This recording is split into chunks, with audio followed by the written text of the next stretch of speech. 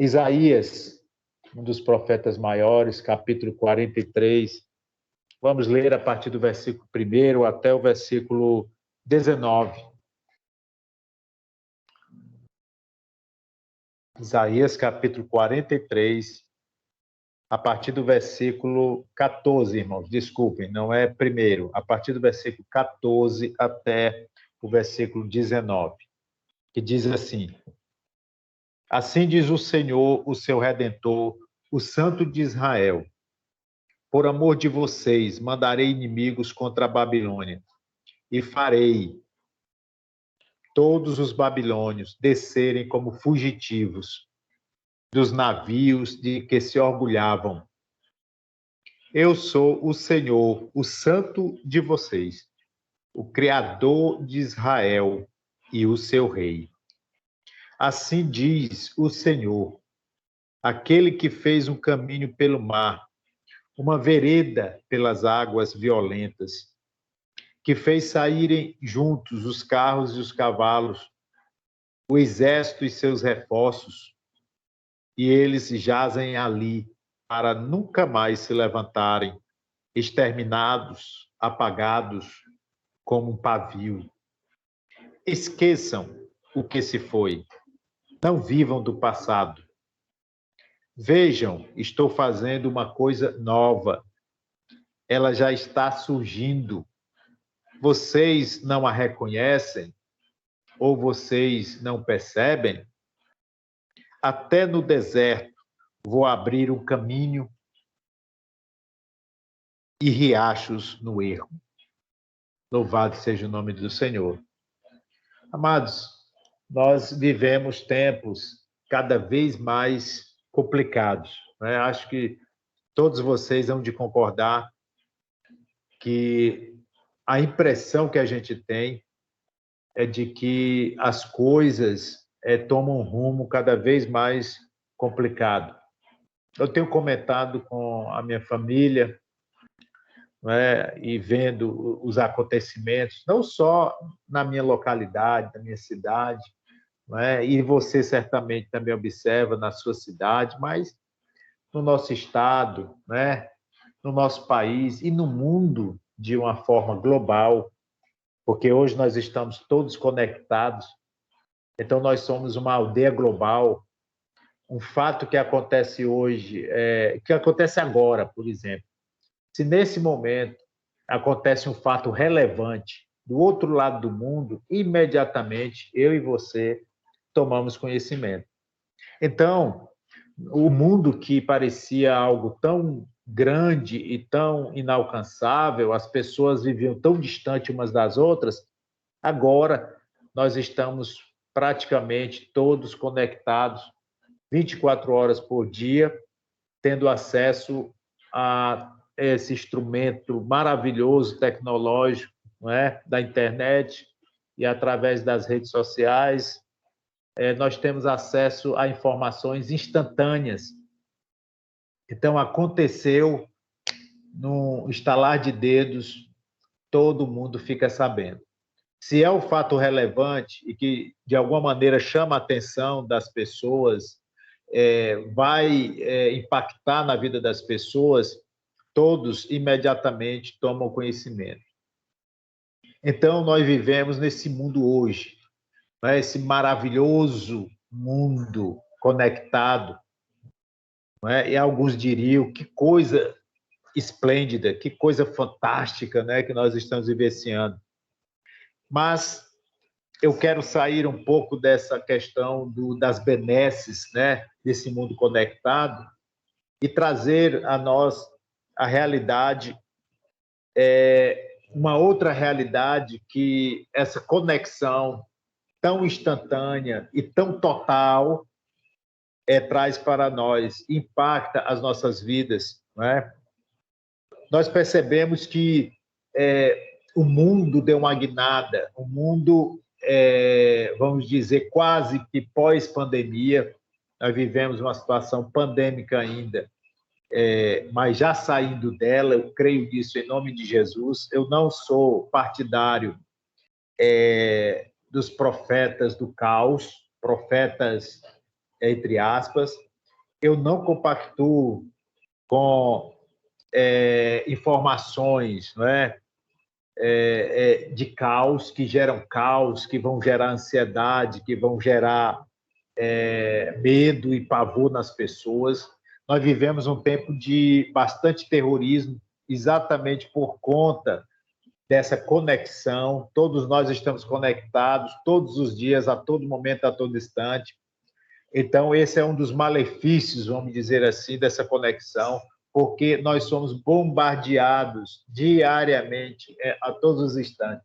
Se nós não tomarmos cuidado, se nós não tomarmos a iniciativa, eu e você, de nos desligarmos um pouco por um período, né, de todo esse bombardeio de notícias que, na sua maior parte, né, absoluta, maior parte absoluta dessas notícias, dessas informações, elas causam caos, causam confusão, causam pavor, medo, né, causam ódio, causam conflitos, causam dissensões, estragam relacionamentos, né? E o que essas coisas têm feito de mal a nós é algo assim impressionante. E mais impressionante ainda é ver que muitas pessoas não têm consciência disso. Muitas pessoas, elas não estão atentas para essa realidade.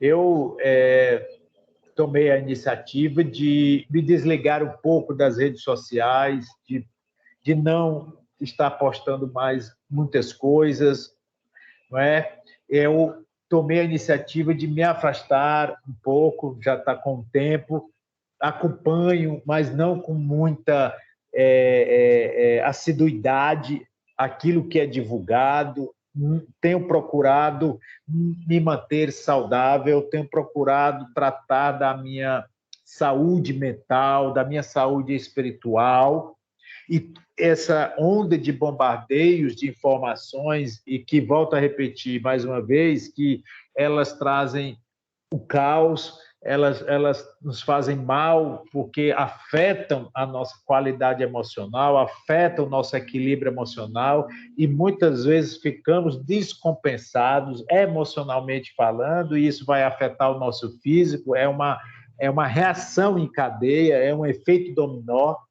A gente é corpo, a gente é espírito e a gente é emoções, não é?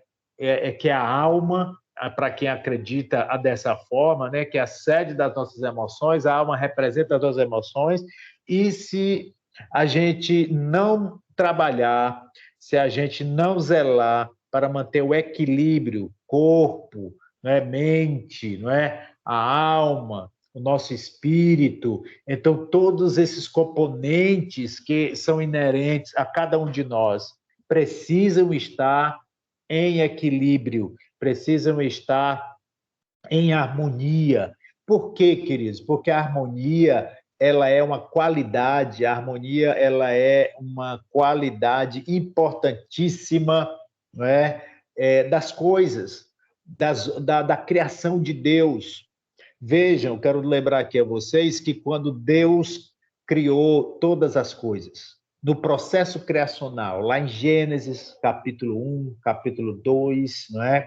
Aí veio a queda no capítulo 3, mas antes da queda, diz-nos a informação do texto sagrado que tudo que Deus fez estava em perfeita harmonia, toda a criação de Deus estava em perfeita harmonia, funcionando de forma concatenada, não é?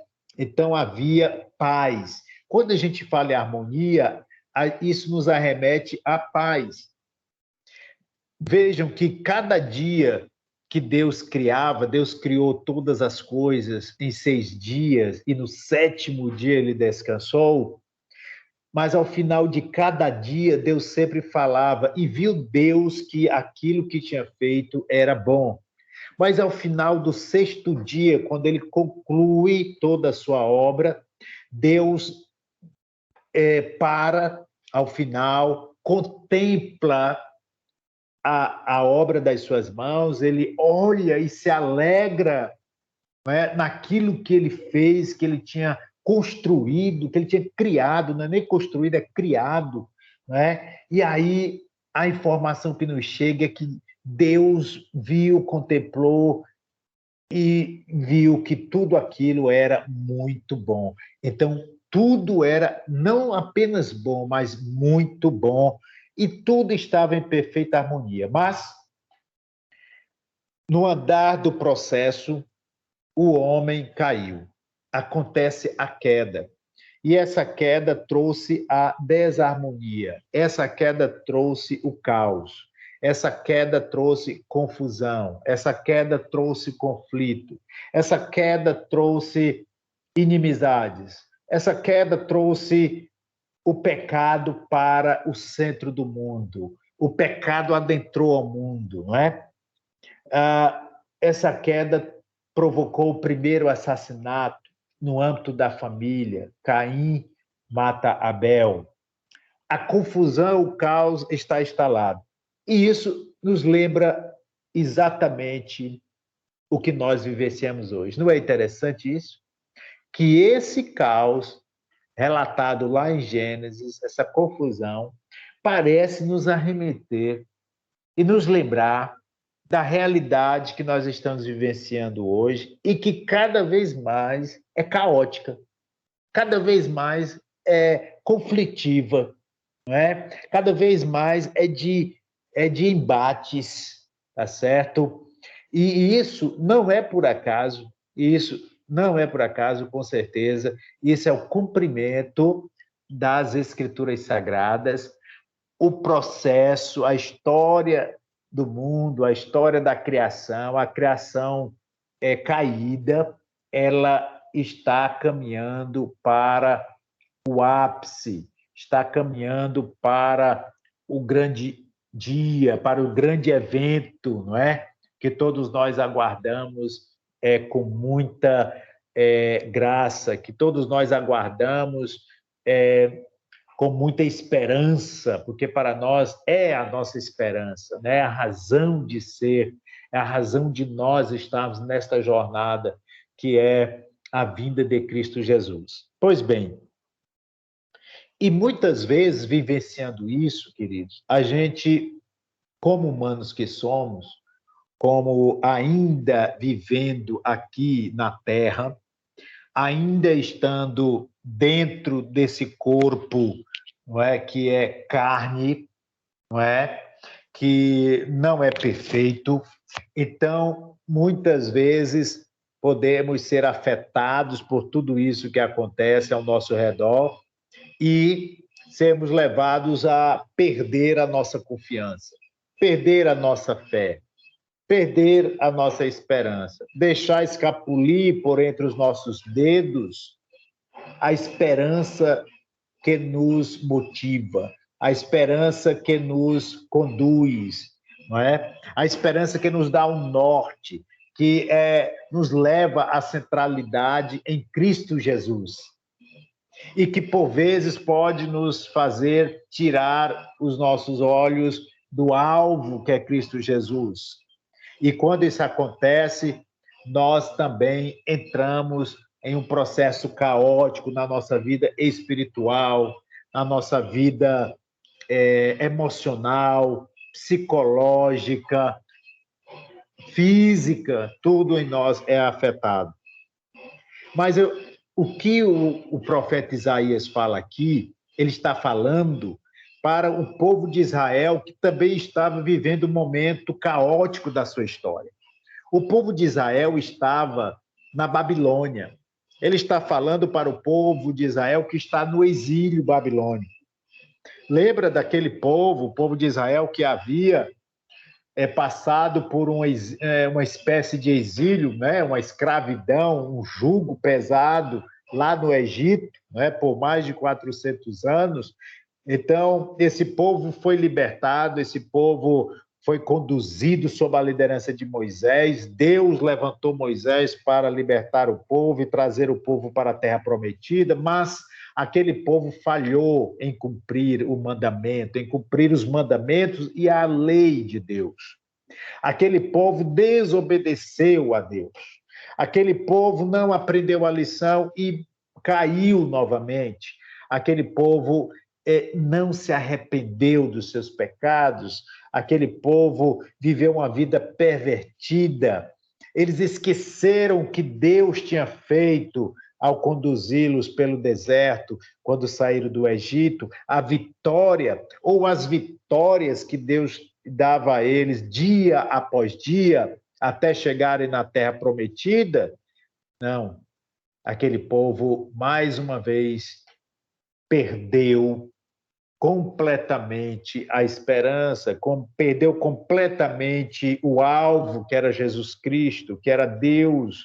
Eles perderam completamente o rumo das suas vidas e esqueceram-se completamente de Deus. E o resultado é que Deus levanta um reino forte, um reino de mão de ferro, chamado Babilônia, que começa a conquistar as nações e chega até Israel, conquista Israel como um dos seus últimos redutos, né, de conquista, nos seus últimos espólios, e leva a maior parte do seu povo para a Babilônia.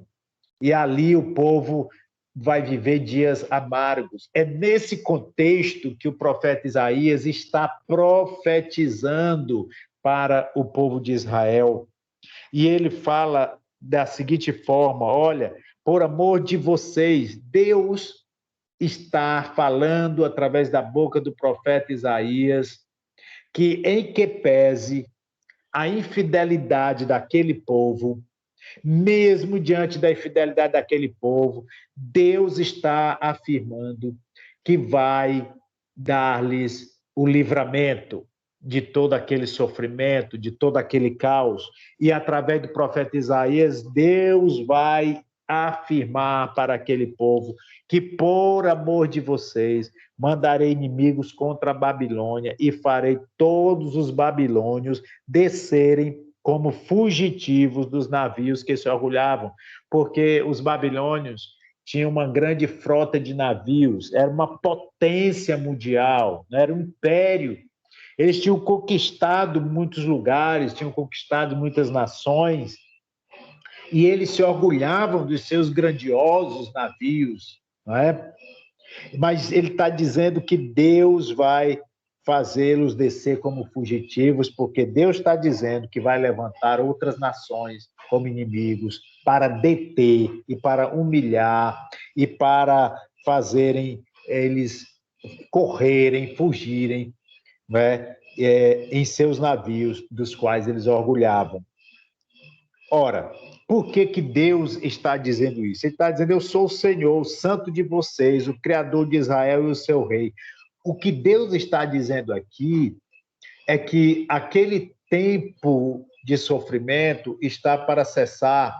Deus está dizendo que aquele tempo de aprendizado, que em teologia a gente chama teodiceia, teodiceia significa justificar o mal diante da bondade de Deus. É justificar Deus diante do mal que permeia o mundo.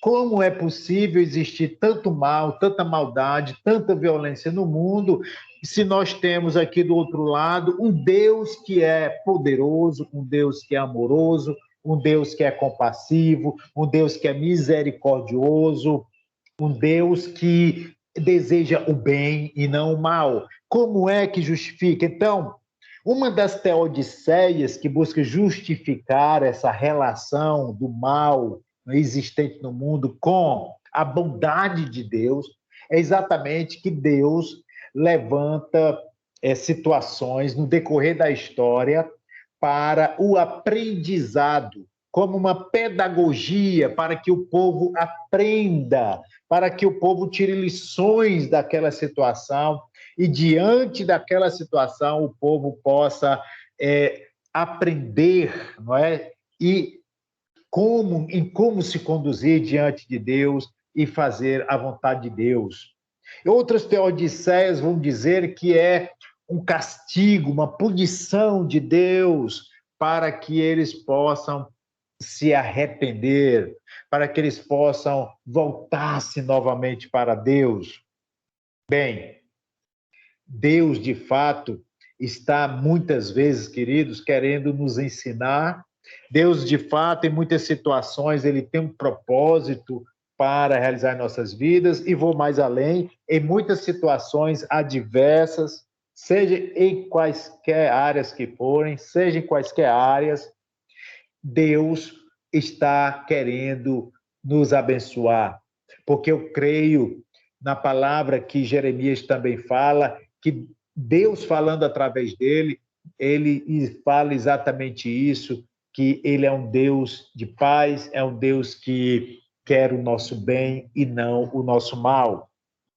No final das contas, é esse o objetivo de Deus. Mas até chegar lá, há um processo que muitas vezes é longo, é doloroso, é sofrido. Mas por que isso acontece? Acontece por causa do pecado presente no mundo, acontece por causa da queda do homem, e desde o início, lá no início da criação. Lembrem-se, recordem-se que tudo era perfeito. Deus criou tudo, todas as coisas estavam em perfeita ordem e harmonia, mas o pecado desestabilizou, o pecado destroçou essa harmonia e trouxe o caos, tornou o mundo caótico, como até hoje. Mas nós estamos vivendo um processo de redenção. Essa é a boa notícia que a palavra de Deus nos dá já no Antigo Testamento, e ela vem com mais força, ela vem com mais propriedade no Novo Testamento. Porque o Velho Testamento aponta para o Novo Testamento. O Velho Testamento, ele traz tudo aquilo que já está, que vai estar no Novo Testamento. Não há nada de novo no Novo Testamento. Então, a Bíblia, ela tem uma unidade completa. De Gênesis a Apocalipse, ela guarda essa harmonia, essa unidade. Então, desde o início, Deus vai preparando, Deus vai realizando esse processo na vida do homem. E o que nós podemos apreender desse texto, da profecia de Isaías, é que ela é válida para nós hoje. Ela se aplica à minha vida e à sua vida, meu irmão e minha irmã, porque as promessas de Deus, elas são atemporais. As promessas de Deus, elas não são estanques no Antigo Testamento ou em qualquer época, em qualquer momento lá que elas foram feitas, mas elas alcançam a mim e a você hoje e a todas as gerações que vierem pela frente. Essa é a boa notícia que a palavra de Deus nos dá, é que Deus providenciou, através da sua providência maravilhosa, ele providenciou a nossa redenção. Nós estamos no processo de redenção, nós estamos sendo redimidos, não só eu e você, aqueles que receberam Jesus no seu coração, mas todas as pessoas, toda a obra de Deus, né? Tudo que há no mundo, porque Deus criou tudo belo, tudo maravilhoso, tudo perfeito. Não há nenhum, Deus não criou nada mal no mundo. As coisas estão más no mundo, mas elas não foram criadas más. Deus criou tudo bom, muito bom, diz o texto lá em Gênesis. Então, nós estamos nesse processo redentivo, nós estamos sendo redimidos, né, por Deus. E esse processo de redenção passou pelo sacrifício de Cristo Jesus na cruz, e ele vem se desenrolando, vem se descortinando ao longo da história. E por mais que as coisas estejam complicadas e difíceis, vocês devem estar percebendo que parece, pelos acontecimentos, que o mundo está se afunilando cada dia mais. Eu digo se afunilando no sentido de oprimir aqueles que vivem em Cristo Jesus. Nós percebemos isso com bastante clareza. O mundo parece estar se afunilando, o cerco está se fechando para vir uma grande tribulação, uma grande perseguição sobre o povo de Deus. Mas isso já é do nosso conhecimento, porque eu e você conhecemos a palavra de Deus e isso já era esperado. Então, aqueles que conhecem a palavra de Deus não irão entrar em pavor, não irão cair em ansiedade, não irão ficar desesperados, não ficarão desesperados, não. Porque nós sabemos em quem temos crido e estamos certos de que Ele é poderoso para nos guardar, Ele é poderoso para nos dar o livramento na hora necessária, na hora precisa, assim como bem afirmou o apóstolo Paulo. Então, eu vejo muitas vezes pessoas que conhecem a palavra preocupadas, pessoas que ficam apavoradas, não é? Com as coisas, com os acontecimentos. Mas eu quero dizer para você que não precisamos ficar assim, não precisamos ficar desesperados, não precisamos perder a fé, a esperança, porque Deus, no seu tempo, trará a provisão do livramento. Em todas as coisas, em todas as situações. Para finalizarmos, eu quero que vocês guardem os 2 últimos versículos do texto que nós lemos, versículo 18 e 19, quando ele diz: esqueçam que se foi. Isaías está falando para o povo de Israel que está lá, exilado na Babilônia, escravizado na Babilônia. Esqueçam o que passou. Vocês estão vivendo dos eventos passados. Vocês estão vivendo do que Deus já fez. Vocês estão vivendo das grandes maravilhas que Deus fez no passado. Isaías lembra que nos versículos anteriores, ele lembra nos versículos 16 e 17 o que Deus fez lá. Deus abriu o Mar Vermelho, Deus fez o povo passar em terra seca. Ele lembra o povo que, após toda aquela nação, que era uma nação grandiosa, grande número, 600 mil pessoas passando ali, eles passaram o mar ilesos, no meio do mar, 2 paredes de água. E quando eles terminaram a sua passagem, ele lembra, olha, os carros, os exércitos de Faraó vieram e foram cobertos pela água. Eles foram exterminados e ainda hoje eles estão ali, eles jazem ali para nunca mais se levantarem. Vocês estão vivendo só do que Deus fez, porque muitas vezes, queridos, nós ficamos presos ao passado, presos àquilo que Deus já fez, que foi bom, foi maravilhoso, amém, glória a Deus por isso. Mas não podemos ficar presos a esse passado. Nós não podemos ficar presos, sabe por quê? A resposta, Isaías diz, ele nos dá aqui. Vejam, ele dá no versículo 19 a resposta. Não fiquem presos no passado. Vejam, estou fazendo uma coisa nova, porque Deus está sempre realizando coisas novas. Coisas novas. Deus não parou de realizar. Lembra que a palavra de Deus nos diz que Deus trabalha. Deus trabalha sempre. Deus trabalhou lá no passado e Deus está trabalhando até hoje. Por mim e por você. Deus não cessou de trabalhar. Deus não se cansa, Deus não se fadiga, Deus não é homem, não é humano para se cansar e fadigar. Ah, pastor, mas Deus construiu o mundo em 6 dias e diz lá que no 7º ele descansou. Mas por que isso? Por que Deus descansou no 7º? Deus não se cansa.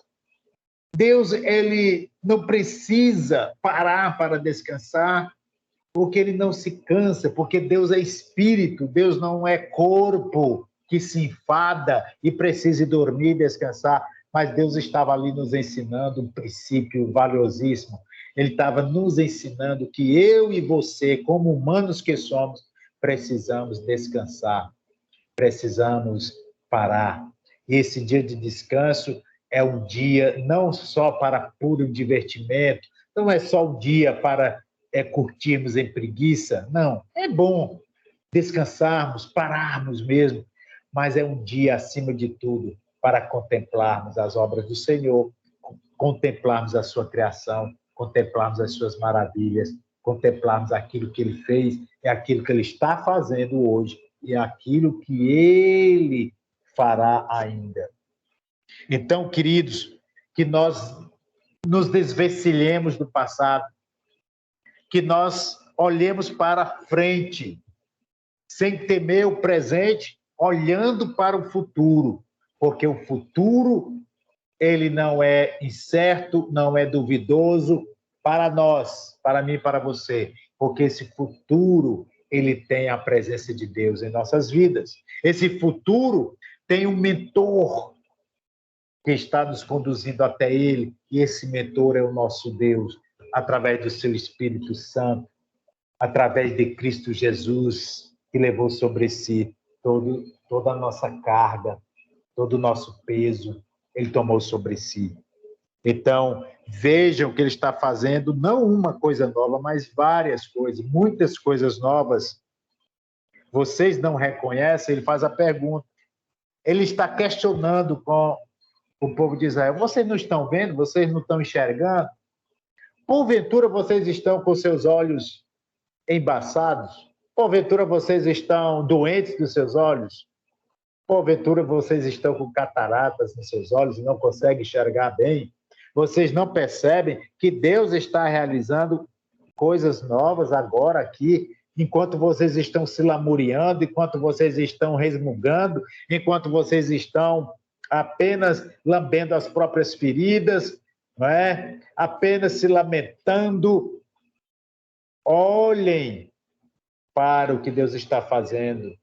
Parem de ficar apenas lembrando do que Deus fez, porque Deus está fazendo agora, aqui e agora, coisas novas para você, na sua vida, na vida do seu povo. Que Deus, em Cristo Jesus, nos abençoe. Abençoe você, meu irmão e minha irmã, e que possamos, de fato, nunca, jamais perder essa consciência, perder a consciência de que Deus está agindo sempre. Deus, ele não parou. Deus não dormita. Não diz a palavra de Deus também que não dormita o guarda de Israel? Que o guarda de Israel não se fadiga, não canse, nem dormita? Pois é, isso é verdade. É verdade absoluta. Uma verdade cristalina para mim e para você. Que Deus está trabalhando todos os dias. Até hoje, ele trabalha por mim e por você, para o nosso bem. Que Deus te abençoe, meu amado. E, finalmente, quero que você entenda que, seja qual for a dificuldade, a situação adversa que você estiver passando, todos nós passamos, não tema. Não tema pelo seu futuro, porque Deus está conduzindo a sua história. Deus está realizando coisas novas que você nem imagina, que você não, talvez não esteja se apercebendo disso, mas Ele está fazendo. Muitas vezes a gente diz assim, rapaz, cadê Deus? Onde é que está o meu Deus? Talvez muitas pessoas cheguem para você e digam, onde é que está o seu Deus? Muitas pessoas questionam com você, você não diz que é crente, você não diz que obedece a palavra de Deus, você não está lá na igreja todos os dias, você não está todo final de semana na igreja, envolvido com a obra, com o reino de Deus. Cadê o teu Deus? As pessoas, muitas vezes, elas vêm até nós e nos questionam. Muitas vezes, elas são instrumentos do maligno para nos questionar e colocar em dúvida a nossa fé, a nossa confiança, a nossa esperança. Mas nós não permitiremos, não vamos permitir que venham destruir a nossa fé, a nossa confiança, a nossa esperança no guarda de Israel, que não dorme, que não para, mas está constantemente trabalhando pelo nosso bem. Que Deus te abençoe, meu amado, minha amada, no nome de Jesus. E eu quero encerrar esta palavra com oração por você, por sua vida, por sua família, por sua casa. No nome de Jesus. Feche seus olhos, vamos orar. Querido Deus, querido Pai, Mais uma vez, Senhor, entramos na tua presença, em oração, em intercessão. Queremos, ó Deus, orar de um modo todo especial, com muito amor, Senhor, com muita graça, com muita atenção. Orar, ó Pai, por cada um dos meus irmãos e irmãs. Tanto aqueles que estão aqui, Senhor, ouvindo esta palavra agora online, quanto aqueles que irão ouvir posteriormente esta palavra gravada. Senhor, vem abençoar, vem estender tuas mãos amorosas, graciosas sobre as vidas, sobre cada vida, Senhor, no nome de Jesus. Vem restaurar, Senhor, a fé que porventura estiver abalada. Vem restaurar, Senhor, a esperança que porventura estiver, Senhor, talvez por um fio. Vem restaurar a confiança que talvez esteja abalada. Em nome de Jesus, Pai, venha, ó Deus amado, trazer paz a esse coração. Venha, ó Deus amado, trazer consciência, abrir os olhos e fazer cair as escamas para que possa ver, para que meu irmão e minha irmã possa ver o que Deus está realizando, o que Deus está fazendo aqui agora, nesse momento, neste tempo presente, com a certeza de que o Senhor está conduzindo as nossas vidas para um futuro de paz, um futuro de bem, um futuro de harmonia. Não porque o mundo todo vai entrar em harmonia e que as nações vão chegar a um consenso de paz. Não é essa paz que nós estamos falando aqui, mas é a paz que o mundo não pode dar. É aquela paz que só o Senhor tem para nos dar. Assim oramos agradecidos, no nome de Jesus. Amém. Amém, queridos. Deus abençoe a vida de cada um de vocês, das suas vidas. Grande abraço.